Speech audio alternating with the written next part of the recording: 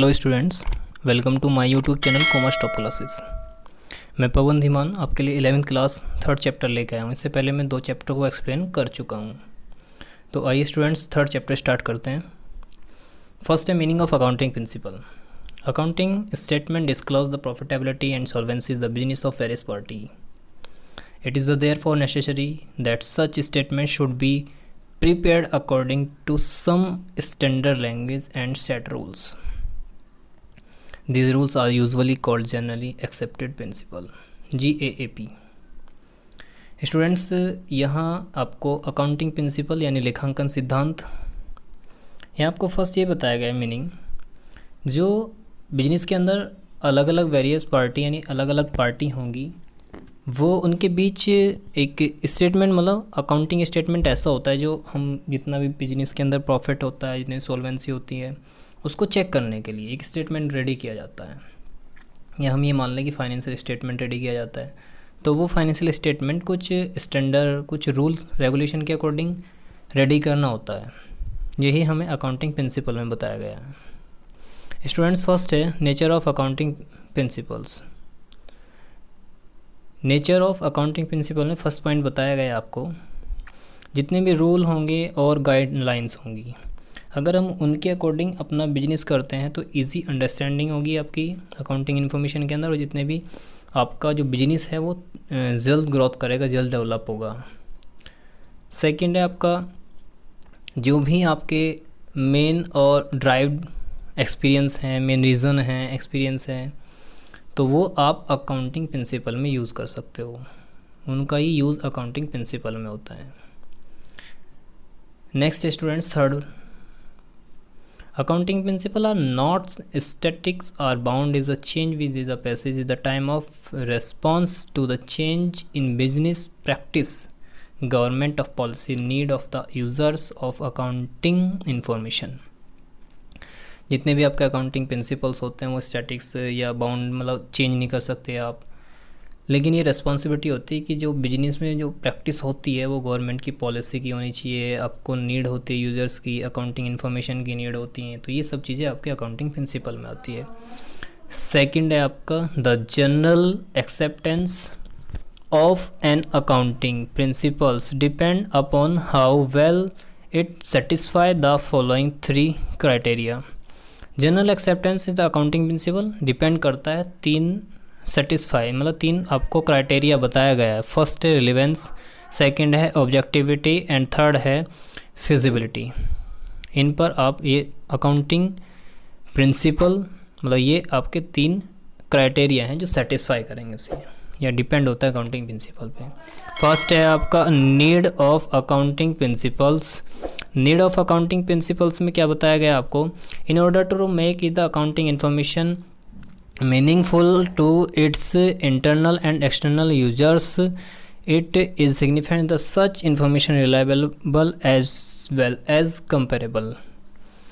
जो internal and external users होते हैं उनका मीनिंग सिर्फ और सिर्फ अकाउंटिंग इन्फॉर्मेशन को प्रोवाइड कराना होता है। ये ज़रूरी होता है कि जितना भी हमने अकाउंटिंग में अपने अकाउंट्स को रेडी किया है तो वो अकाउंटिंग प्रिंसिपल के अकॉर्डिंग हो। इससे दोनों कंपनियों को बेनिफिट मिलता है, यानी इन फ्यूचर कोई लॉस ना हो, इसीलिए उसे गाइडलाइंस में या रूल्स के अकॉर्डिंग किया जाता है। नेक्स्ट है kinds of accounting principles.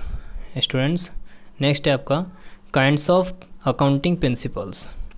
First है अकाउंटिंग प्रिंसिपल्स में आपको अकाउंटिंग कॉन्सेप्ट्स को देखना पड़ेगा और अकाउंटिंग कन्वेंशंस को देखना पड़ेगा। मेनली 2 ही कैटेगरी हैं इसकी, अकाउंटिंग कॉन्सेप्ट की और अकाउंटिंग कन्वेंशंस की। तो स्टूडेंट्स फर्स्ट पॉइंट पे चलते हैं हम, अकाउंटिंग कॉन्सेप्ट। अकाउंटिंग कॉन्सेप्ट क्या है, इसके बारे में आपको 1 बाय 1 करके मैं आपको बताता चलता हूँ, इसके बारे में एक्सप्लेनेशन करता चलता हूँ। इतनी बात क्लियर है स्टूडेंट्स? तो अकाउंटिंग कॉन्सेप्ट क्या होगा, देखो जितने भी हमारे अकाउंट की कॉन्सेप्ट होंगे, जितनी भी अवधारणाएँ होंगी, हम उन्हें 1 बाय 1 करके चलते हैं। ये हमारे टोटल ही हम ये कह सकते हैं कि 9 हमारे कंसेप्ट हैं ये। तो आइए हम फर्स्ट को देख लेते हैं। फर्स्ट है स्टूडेंट्स गोइंग कंसर्न कंसेप्ट। ये क्या कहता है स्टूडेंट्स, जो हमारा बिजनेस होगा वो ये इस बात को शो करता है कि हमारा बिजनेस लॉन्ग टाइम के लिए चलता रहेगा, लॉन्ग टाइम के लिए चलता रहेगा। ये हमें यहाँ बताया गया कि इन फ्यूचर वो बिजनेस चलता ही रहेगा। सेकंड है हमारा स्टूडेंट्स कंसिस्टेंसी कॉन्सेप्ट। कौन सा? कंसिस्टेंसी, मतलब जो हमारा बिजनेस है वो एक कंसिस्टेंसी मतलब स्थिर चलता ही रहेगा। जैसे हम यहाँ पे थोड़ा सा एक्सप्लेन कर लेते हैं। This concept states that accounting principle and method should remain consistent from one year to another, they should not be change from year to year. मतलब जो आप वन ईयर में बना देंगे स्टेटमेंट, वही आपका नेक्स्ट ईयर या जिस मेथड से आप बनाएंगे उसी को आप नेक्स्ट ईयर, ये मतलब ईयर टू ईयर बनाना पड़ेगा आपको। ये कंसिस्टेंसी कंसेप्ट कहलाता है, मतलब आप स्थिर चल रहे हैं इस कंसेप्ट के अकॉर्डिंग। जैसे आपने बना दिया, जैसा रेडी कर दिया, उसी पर आप चलते हो। नेक्स्ट है स्टूडेंट्स एक्रूअल कॉन्सेप्ट।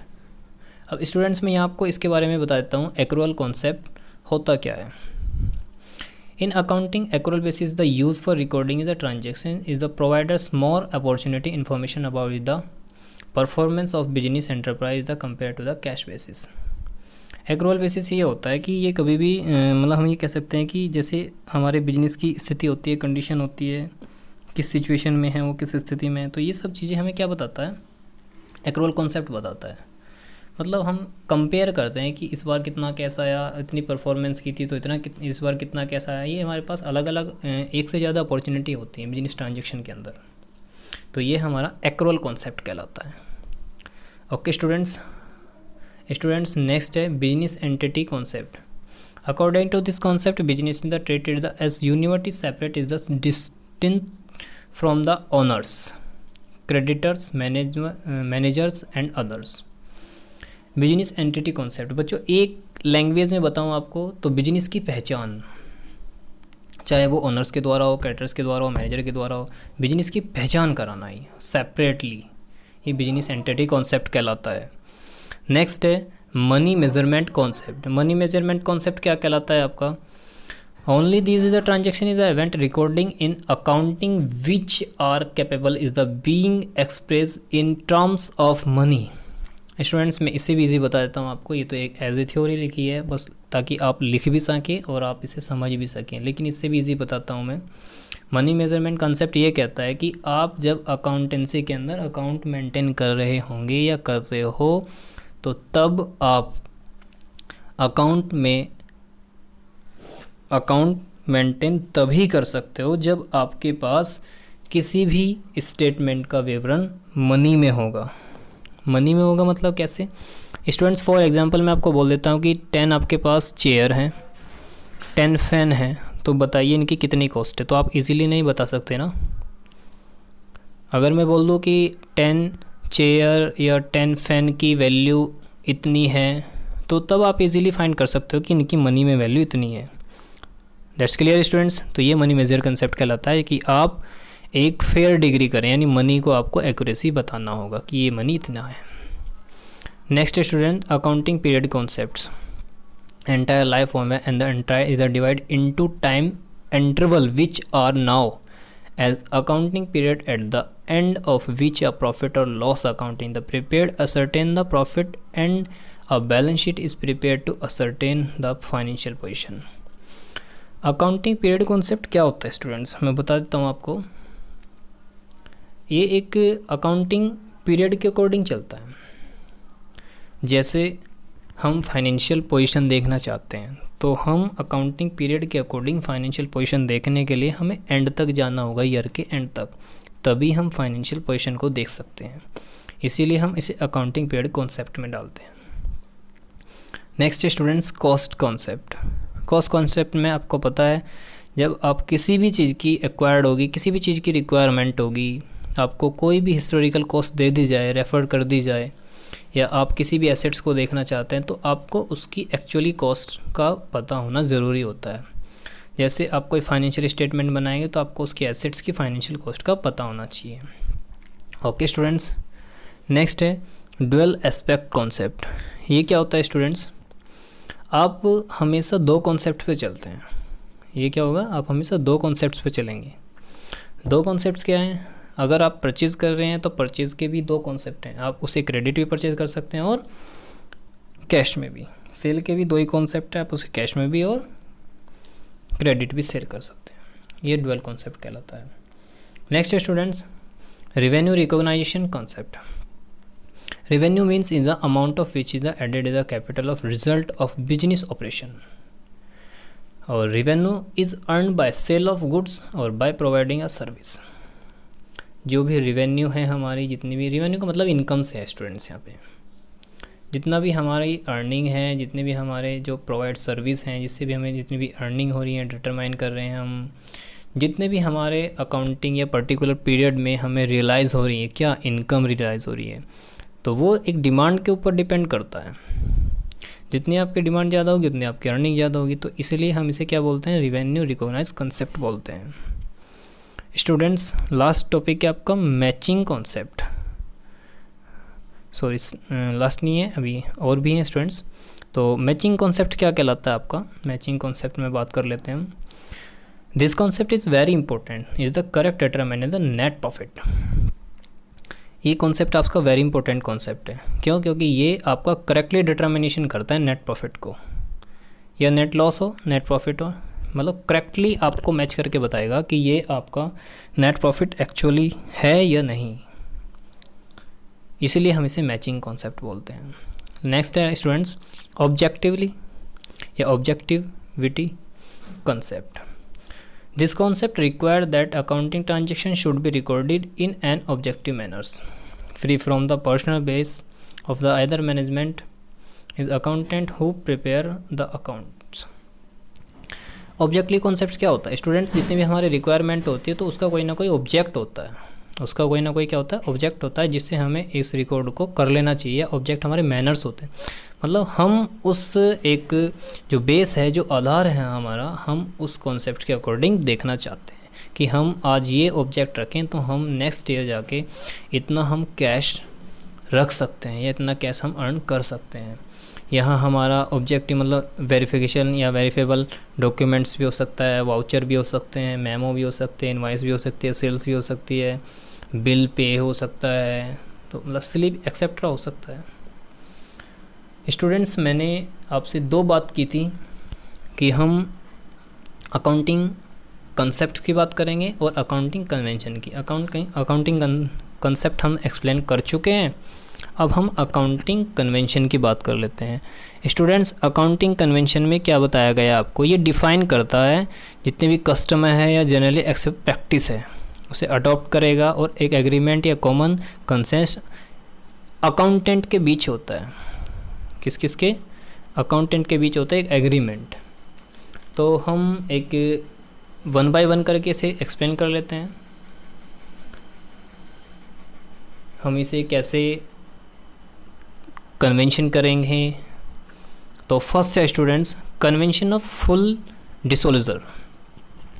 ये क्या है, जितनी भी इंफॉर्मेशन होगी इकोनॉमिक्स से रिलेटेड हो या आपकी एंटरप्राइज से रिलेटेड हो, जितना भी हो कंपैरेटिवली डिस्क्लोज कर देगी, मतलब वो हमारे सामने स्पष्ट से सामने आ जाएगी पूर्ण रूप से। यही आपका कन्वेंशन ऑफ फुल डिस्क्लोजर कहलाता है।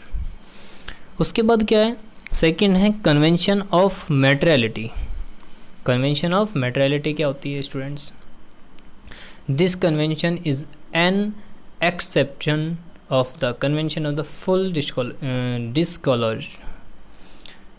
तो स्टूडेंट्स यहाँ ये बताया गया है कि जितना भी आपका एक्सपेक्शन होगा या कन्वेंशन है जितना भी, तो आप उसे एक, हम ये कह सकते हैं कि आप इसे फिज़िकली मतलब सामने लेके आ सकते हैं। जैसे कि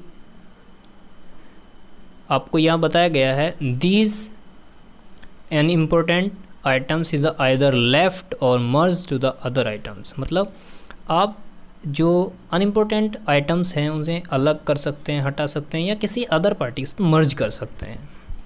ओके स्टूडेंट्स, स्टूडेंट थर्ड है convention of conservatism. According to this conversion all anticipated losses should be recorded in the books of accounts, but all anticipated the unrealized gain should be ignored।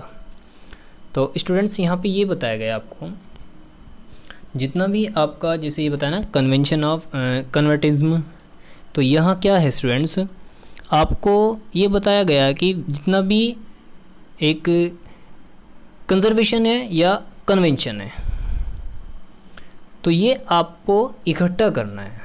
मतलब कैसे इकट्ठा करना है, जितने भी अगर आपको कोई लॉस हुआ है तो आप उसका रिकॉर्ड इकट्ठा करेंगे, अगर आपको कोई अकाउंट बनाना है तो तब आप उसका रिकॉर्ड इकट्ठा करोगे, तभी तो आप कोई रिकॉर्ड कोई अकाउंट मेंटेन कर सकते हो। तो यही आपको कन्वेंशन ऑफ कंजर्वेटिज्म में बताया गया है। तो स्टूडेंट्स, अगर आपको मेरी वीडियो, आपको मेरा पढ़ाया हुआ अच्छा लगा हो तो आप मेरी वीडियो को लाइक कीजिए और ज़्यादा से ज़्यादा अपने दोस्तों में ग्रुप में शेयर कीजिए। Okay students.